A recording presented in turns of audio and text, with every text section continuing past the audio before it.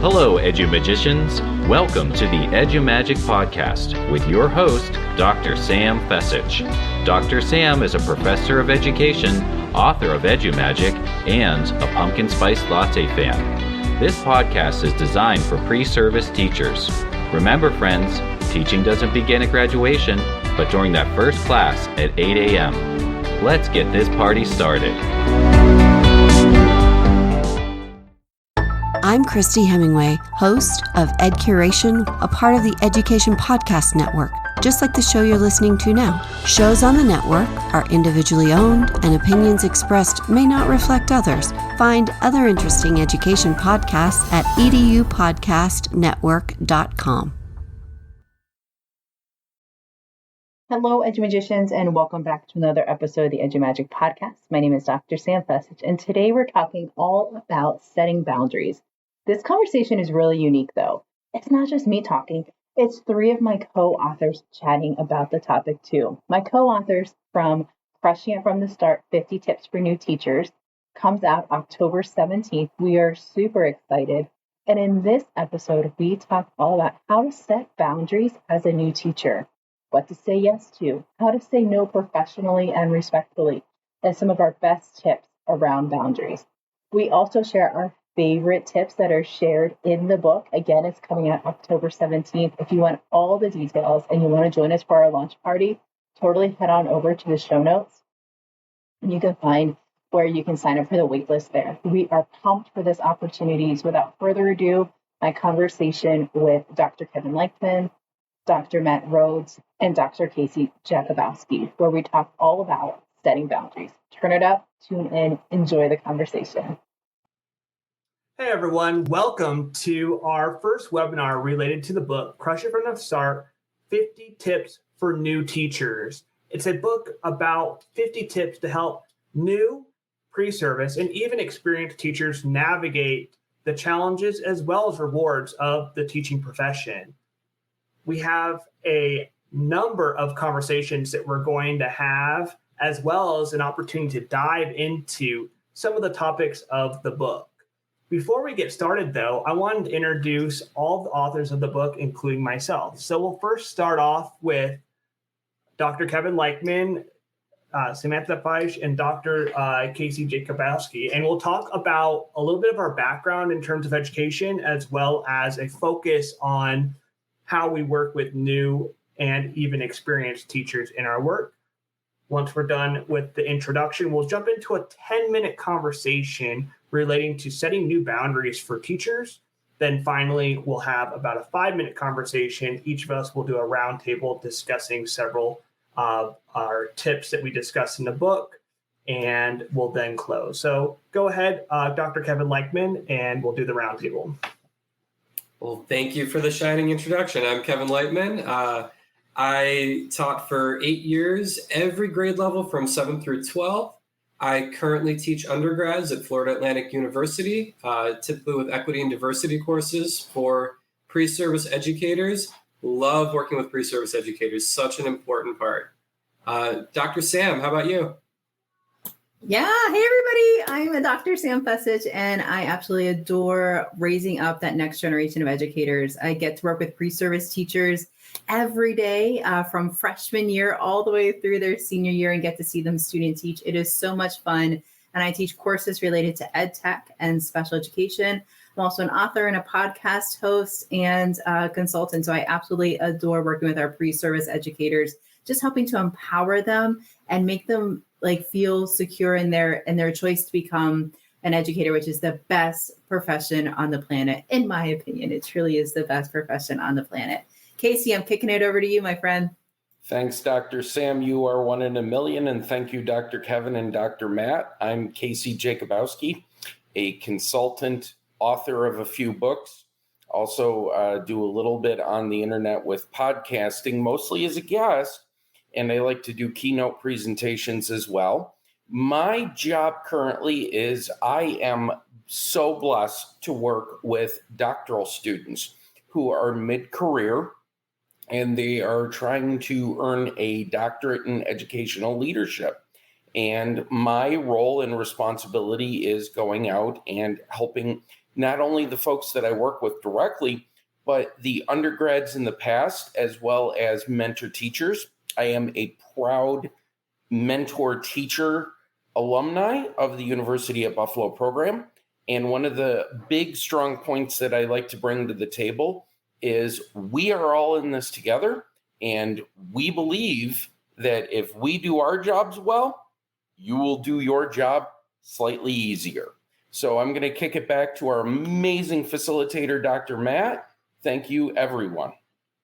Hey everyone, I'm Dr. Matt Rhodes, and I work with teachers at a consortium of adult schools as well as through one of our state universities in California in dual language and English language learner program. I've experienced teaching general education as well as special education and co-taught classrooms throughout all secondary levels.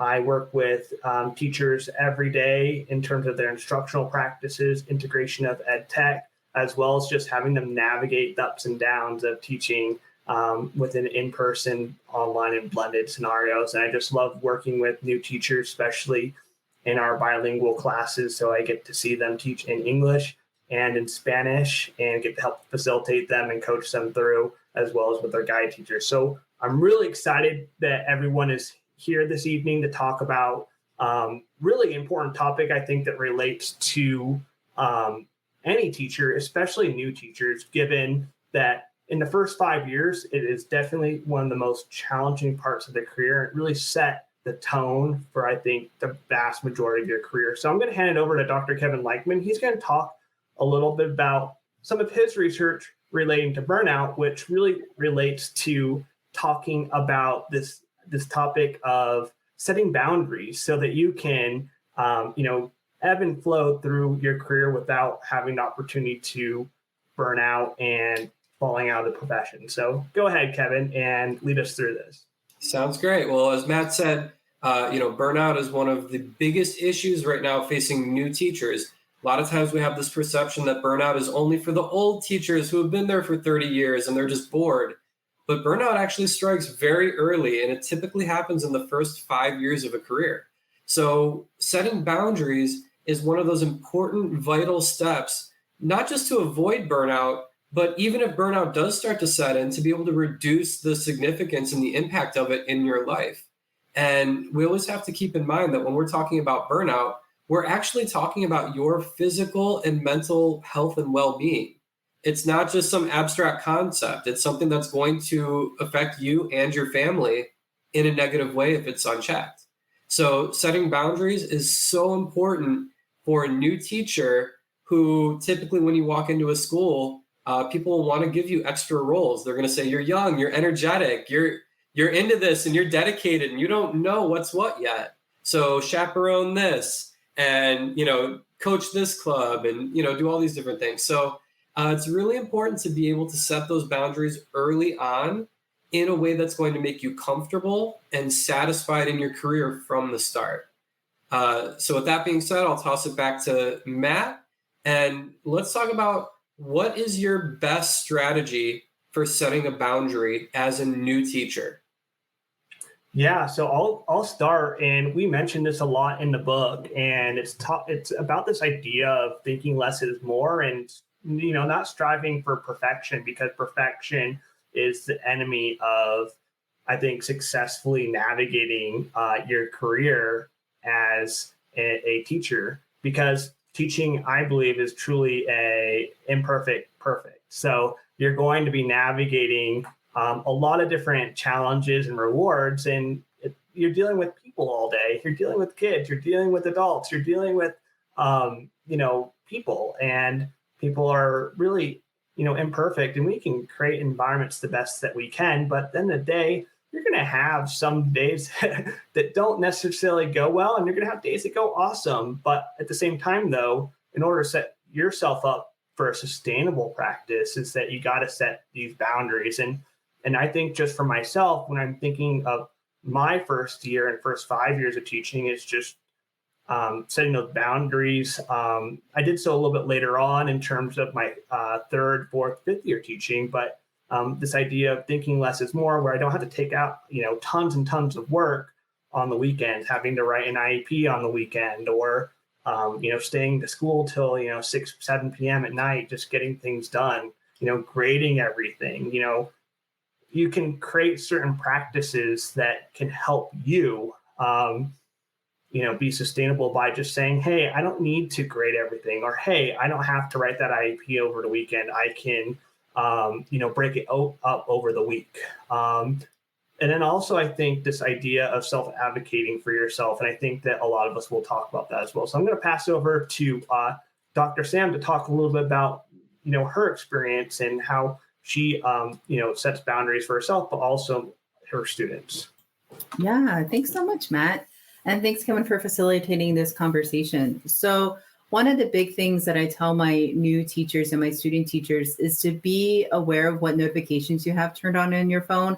That can be your email, that could be social media, it can be whatever, but be mindful of what notifications you set so your phone's not ringing and dinging all the time, and that you have your notifications maybe turned off at a certain time so they don't come on maybe at 9 p.m. or something like that. So be mindful of the notifications that you have set, and be responsible with that. And then my next tip was from a colleague of ours named Brent Cooley. He has a strategy called "Don't Feed the Stray Cat," which will make sense in a second here. So he shares a story on his podcast about how whenever he was a first-year teacher, he had his phone available. Parents can text or students can text, whatever they needed, he would get back to them. And he found if somebody texted at 9 p.m. and he would get back to them right away, you're kind of feeding the stray cat. Oh, here, I'll respond to you. 10 o'clock. Oh, I'll respond to you. 11 o'clock. I'm not responding. But as you continue to, quote unquote, feed the stray cat, people are going to keep expecting that from you. So be mindful of your time and set those hard boundaries. For example, in my class, I tell my students, please do not email me within 24 hours the same question. I promise you, I will get back to you in 24 hours. Don't email me 5 times about the same thing. I will get back to you. Or give me 24 hours to respond Monday through Friday, 48 hours on the weekend. If you don't hear from me within like 72 hours, you can let me know. Give me a little nudge. Hey, because sometimes, our inbox gets full, or our DMs get a little cray-cray. So, it's a good for a little nudge. But I like to set that boundary with my students. And then one more thing that I want to share is there's no such thing as balance. I think balance is a unicorn. One day of the week, you're going to have more school things, and then family things might be more heavy on another day. So there's no such thing as a 50-50 balance. Do your best and what feels good for you. Leave on contract time. I would challenge you to have a contract time leaving buddy that can help you be accountable for leaving at 4 o'clock or 3:30 or whatever it might be. Because you know what? No matter how early or how late you stay, there's always going to be something on that list to do. And that's okay. That's okay. Take a breath. It's still going to be there when you get back in the morning. And then another thing I challenge new teachers to do is don't bring home homework. Start with 1 day a week. Don't bring homework 1 day. Can you do it 2 days next week? Can you do it 3 days? What are some ways you can start building that out so you're not always bringing a bag of homework home and bringing that same bag back? Or if you were like me, that bag would go for a ride in the car to your house and a ride home back to school. I wouldn't grade it like I thought I would. So, be mindful of your time, set those boundaries, be gracious with yourself. Some days they're going to have more schoolwork. Some days you're going to be able to be more with your family, but be gracious, try some new strategies out, and reflect along the way. So those were my tips for setting boundaries. Casey, what about you? Sam, absolutely amazing thought. And I saw Kevin supporting us along the way, and I really appreciate that. One area that I want us to really focus in on is this concept of who am I, not as a teacher. We need to separate our identity. And we need to make sure that while we're giving our all to our students, we don't give our all to the system. education is built upon the free labor of many. And I want you as new teachers to value your time. Consider yourself an employee, but also consider this thought. How much would I get paid if I wasn't doing this under contract? How much is my time worth? And I think for me, having hobbies where I intentionally cannot be around technology on the weekend is super critical, because you have to not only value your own time, but you also have to seriously unplug for at least 24 hours. Please give that your undivided attention of you. And I love the fact that my hobby is going out in the woods, having a campfire that's done sustainably and conservation minded. And yeah, I do a really great tinfoil lunch with a hamburger and a little bit of carrots and onions and potatoes. But, at the end of the day, listening to those birds, listening to the wind, seeing the stars, and not checking my phone is one of the greatest moments of Zen I ever had, because your time now is extraordinarily valuable. Your time is your future, and don't borrow against your future, because if you continuously borrow against your future, you are seriously going to go into debt way too quick. And as my father used to say, and my grandfather before him, Mother Nature is an extraordinarily jealous bookkeeper. So your time is worth your future. And that's what I'm going to say. So should I throw it back to Kevin? I think I should, because he looks like he's got to say something. Yeah, of course. I've always got something to say. So I'm actually going to branch off a little bit of what Casey said. And when people discuss setting boundaries and how do we do that, especially as new teachers, a lot of it is how do we say no to things?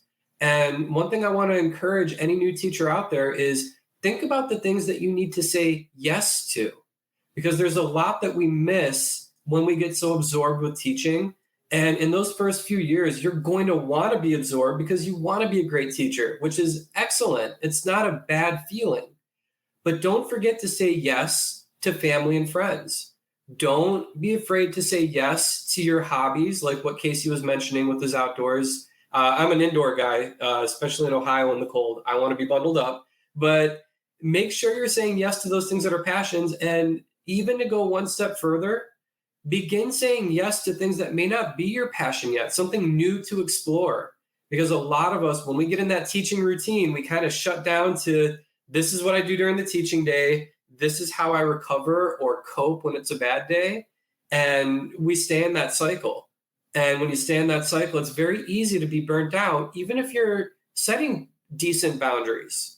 So make sure that you're not just advancing your teaching career, but you're saying yes to other opportunities to advance your life and your own personal growth. So I think all of the tips that were shared are excellent. Just want to encourage you, say your no's when you need to, but also be saying those yeses. And let me toss it back to Matt, and I think he's got something else for us. Yeah, so we'll quickly just go around the table in terms of, what are some of our ways to say essentially no, but doing it in a way that sets a boundary. And I think for myself, I like to use yes and, because and gives me the opportunity to say, and I have to do this before I do that, or I have, a lot of things I gotta, get, completed first. And because and gives you the opportunity to say, hey, I'm acknowledging that I can get this done possibly in the future, but I'm not saying but. I'm saying and, because I'm going to have to do all these other things. Because but makes it seem like it's an excuse. And I think frames it as a way that you're not making an excuse, but you're saying essentially, hey, there's some things that I'm going to take care of. Although I'm thinking about what you told me, and I can, hopefully get to that later in my day or week. And I think also another phrase is that you can say to others is, I'm thinking about this right now and I will get back to you soon. And you kind of say, I need to dwell over this, and then essentially get back to that person. And I know that some things may have a set of immediacy, especially speaking with a family or a guardian or administrator, but you don't have to respond to someone, as fast as, you would your best friend. You can just sit on it and, and use those types of phrases as well and say, hey, I'm thinking about this. I'll get back to you on X time. Unless, for example, they give you like a harsh deadline, which not very often people do in any sort of communication. So I'm going to throw it over to Sam, and then Casey will share his thoughts, and then we'll move on to our next topic. Yeah, sounds great. So whenever I'm asked to do something, maybe it's a volunteer opportunity that's outside of like normal commitment or committees or things like that, especially if it's going to be something that is time intensive. For example, if you're asked to be a lead faculty or a teacher mentor for a specific group. So thinking about the time it takes to get everything all ready for that. What do you have to plan? So I like to think about it. Am I going to be excited to do this whenever the time has come to do this? So for example, it's in March. Am I going to be as fired up and excited to do this in March as I am right now? If so, then yeah, I'll do that. If I have to, I don't know about this, saying a phrase, something like, let me consider that, or I can't give that the time it needs right now. So if it's a lot of prep and have a young family, that is you're focusing on your family. So in this stage of life, you can't commit to being a faculty lead for a specific group, something like that. But always thank the person for thinking of you and asking you to do that. I think that's really, I'm acknowledging that you thought of me. That is awesome. Thank you so much. At this time, I can't commit to that right now. And I would also recommend practicing like a phrase that you can use, so you're not like bumpy with your language and it comes off really natural. So I would recommend practicing a phrase, like pick one you like and practice it a couple of times. So whenever you are asked, you're like, you can say it in a polite and respectful, professional manner. Casey, what about you? One of the first points I learned, Sam, is that we need to honor the main thing that teachers do, which is they are learning how to be teachers. And so quite often, because situations evolve where there is either folks who haven't been engaged before, or there's been a massive shift of staff where the new people are the people, I often say this to new students or to new colleagues or to folks that are in the field. I say, I appreciate the opportunity to apprentice under you. Or I appreciate the opportunity to see how this is done so that next time around I can be more active. The other area is we have to focus in on the main goal. And so what we need to do is we need to become comfortable saying, how does this help me advance the students? How does this help me advance the school? How does this help me advance our community? And if people really can't answer that, then sometimes you've encouraged them to reflect. And so I think as a new person with new sets of viewing or a new set of eyes, get everybody on the team to reflect about why things are done in what I refer to as tradition. Do we need to do it differently? Don't let tradition become concrete. Make it more like Jell-O. It can move, it can adjust. And you add a little bit of whipped cream and boy, it tastes so much better. So I think from that perspective, I'm going to kick it over to Kevin because he has got a smile on his face. I always do when I'm with you guys. So the go-to phrase that I have whenever somebody's crossing my boundary, I say, how would you like me to prioritize this? And it's a very simple phrase, and it's not harmful. It's not aggressive. It's just, how do you want me to fit this into my priorities? And it's such a key for a new teacher to be able to say that, because everybody knows that you're going to be overwhelmed, right? You're building lesson plans out from scratch for the first time. You're doing preps that you've never taught before. You're teaching a grade level you've never taught before. So there are many adjustments all happening at once. Everybody knows you're overwhelmed. But if they think that you can handle it, or if they believe that you're handling it well, they will keep piling on. So I use that phrase instead of saying no, so I can show them that, hey, I do have priorities here, and I don't know how to fit this new task that you're asking for into what's already on my workload. And oftentimes this kind of phrase will help get you the mentorship that you need to figure out, okay, I can balance this during my workday and here's how, or maybe it's unmanageable, but now I've pointed that out and called it out in a very safe way where now my administrator can see I am too overwhelmed and this will put me over the edge. So, having phrases like this, and every phrase that was said was a winner.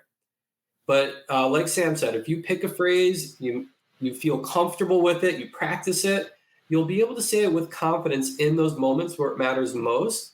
And those can be the most successful parts of keeping your career fresh without it overwhelming you. All right, so let's kick it back to Matt. Tell us what's next, my friend. Yeah, so many great tips there that relate to setting boundaries, which we do talk about more in depth in the book, which is really exciting because I think one of our main goals of the book is to create a sustainability in terms of practice. And we want you to have an enjoying, fulfilling, and sustainable career. And that's something that we really have a passion about for new and experienced educators alike. So what we're going to do now is jump into a short little roundtable of just kind of a shout out of a number of major topics that we talked about in the book. We're going to refer to some of those topics and kind of give a little bit of a summary of those types of tips.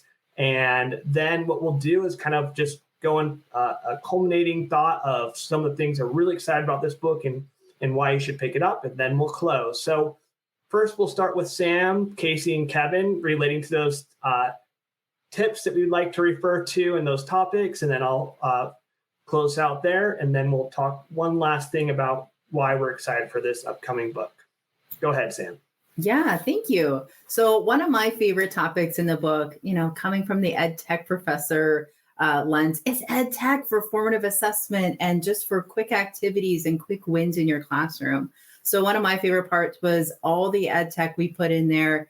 It's not overwhelming. It's here's some quick ideas of how to use educational technology in your classroom with purpose, the why behind it, how it's going to support your students, and maybe a few ideas sprinkled in there. So really quick, one of my favorite tools that we mentioned, a couple of my favorite tools that we mentioned, is Lumio for interactivity with the interactive whiteboard or for students on their laptops or mobile devices. Of course, we talk about Kahoot and Nearpod and Pear Deck. We also talk about QR codes and Flip, just some amazing tools to get your teacher brain thinking about how can I use these educational technology tools with purpose in my classroom with my students, taking those small steps towards integrating technology in their classroom, and then using the data to make those great teaching decisions. So mine would definitely have to be the ed tech. What about you, Casey? Sam, thank you. You really set this up for a huge win because after all, we do have our website, we have our hashtag, which I do believe is 50 teacher tips. I think the other area is that we really want you to go become part of the conversation, 50teachertips.com, because one of the areas that I really like to talk about is who is your professional learning network and how can you gain interdisciplinary expertise. As a high school social studies teacher, one thing that I really regretted was not talking to my colleagues in other departments until year 3. Partially it was because I was new and I was overwhelmed, but partially it was also I didn't get the idea behind interdisciplinary.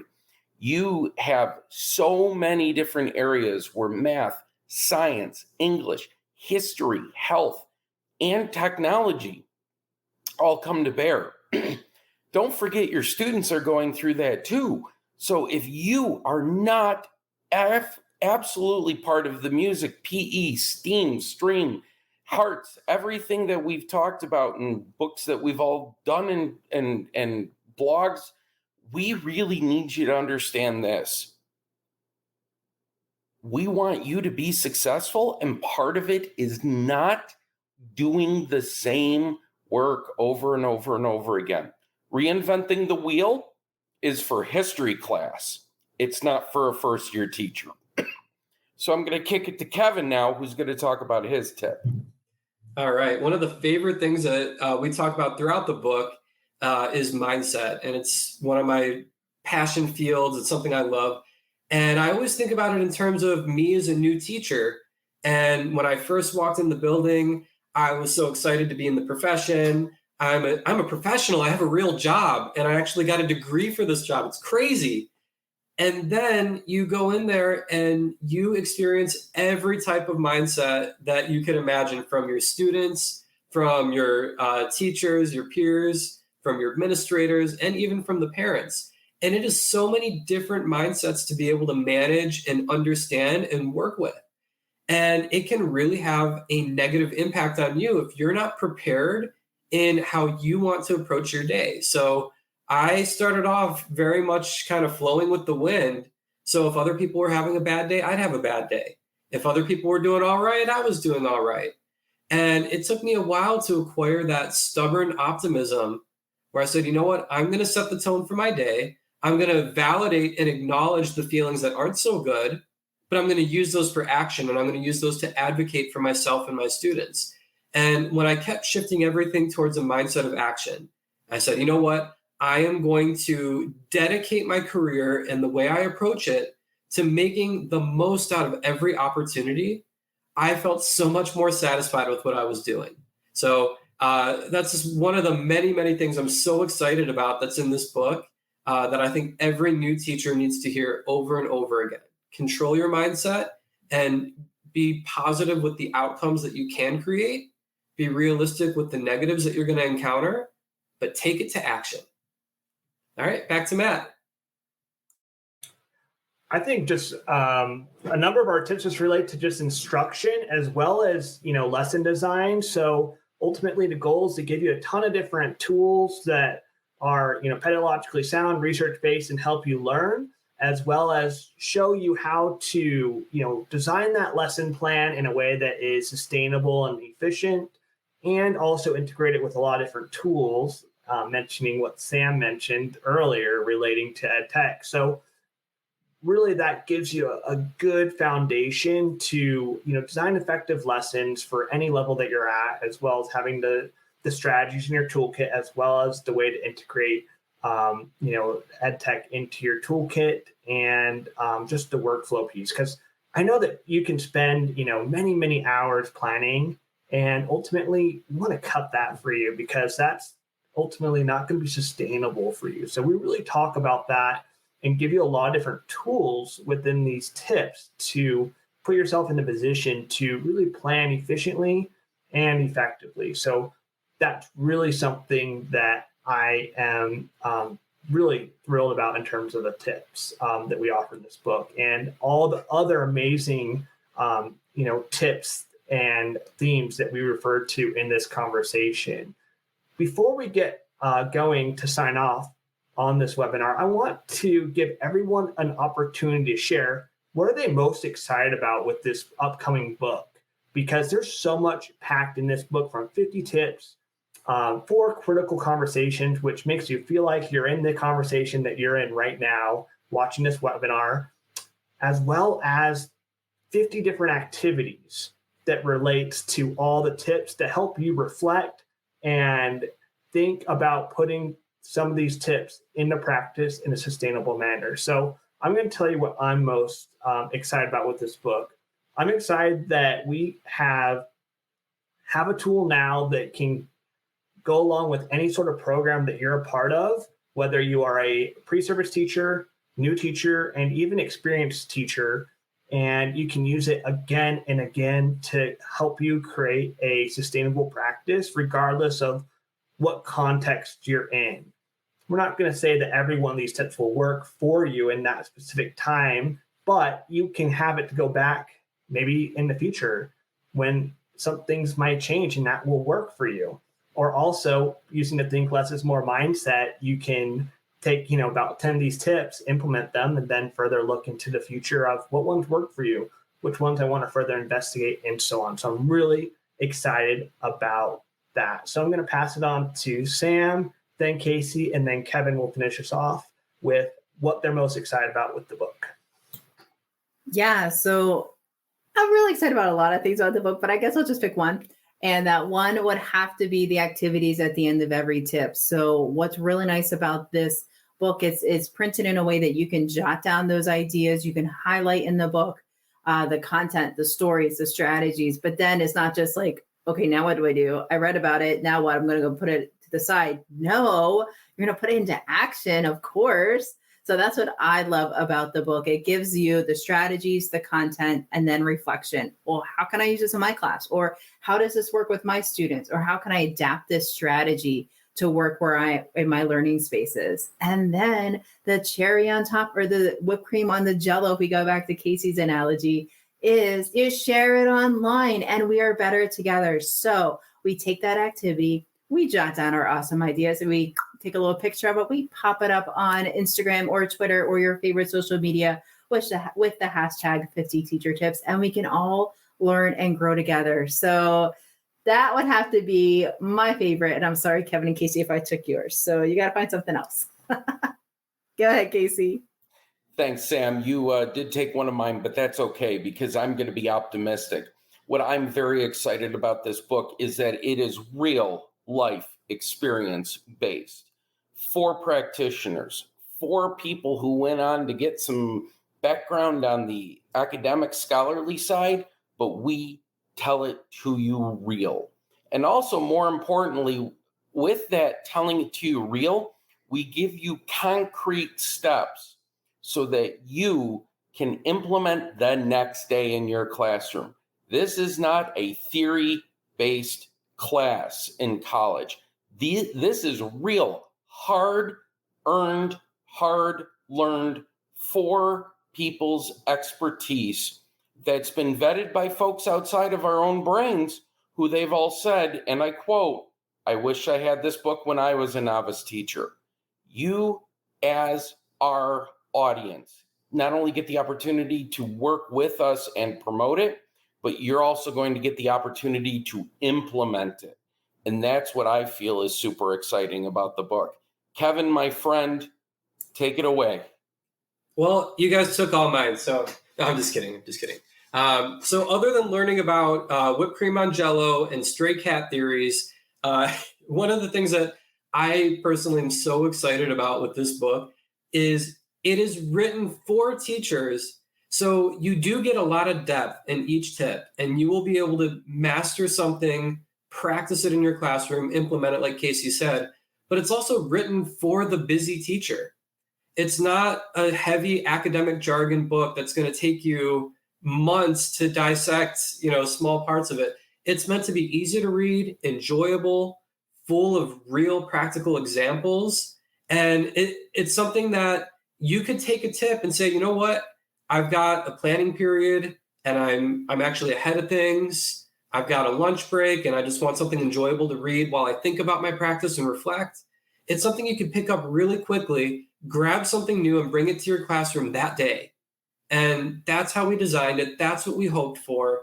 It is easy to read. It's enjoyable. It's relaxing, but it's also going to challenge you. I think we've got a great mix of that balance in particular.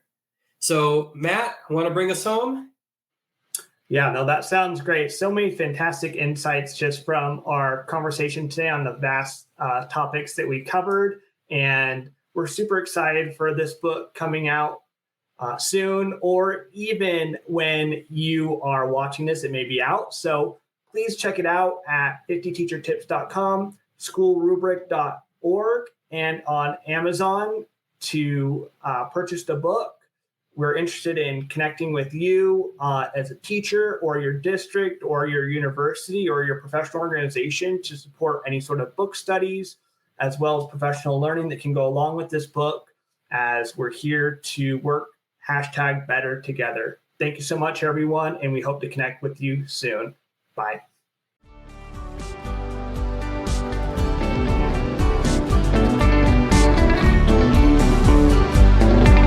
And there you have it, EduMagicians. If you enjoyed this episode, please subscribe and share it with your friends. For more EduMagic, check out sfessage.com and follow Dr. Sam on Twitter and Instagram at sfessage. Until next time, you have the EduMagic within you.